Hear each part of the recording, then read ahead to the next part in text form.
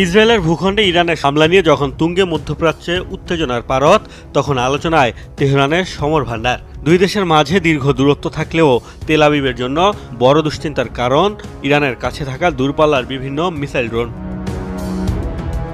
Israel ও যুক্তরাষ্ট্রের ক্রমাগত হুমকি মোকাবেলায় দীর্ঘদিন ধরেই অস্ত্রভান্ডার সমৃদ্ধ করছে ইরান, যার মধ্যে অনেক সমরাস্ত্রই ইসরায়েল তো বটেই আঘাত হানতে সক্ষম মধ্যপ্রাচ্যের যে কোনো প্রান্তে। মার্কিন গণমাধ্যমের দাবি, মাত্র ১২ মিনিটে ইরান থেকে ইসরায়েল আঘাত হানতে পারে এমন ব্যালিস্টিক ক্ষেপণাস্ত্র রয়েছে তেহরানের কাছে। নিজস্ব প্রযুক্তিতে তৈরি ক্রুজ মিসাইলের ইসরায়েলে আঘাত হানতে সময় লাগবে ২ ঘন্টা, আর ড্রোন পাঠালে সেটি দেশটিতে পৌঁছাবে ৯ ঘন্টায়। মধ্যপ্রাচ্যের দেশগুলোর মধ্যে ইরানই সবচেয়ে বেশি ক্ষেপণাস্ত্রের মালিক।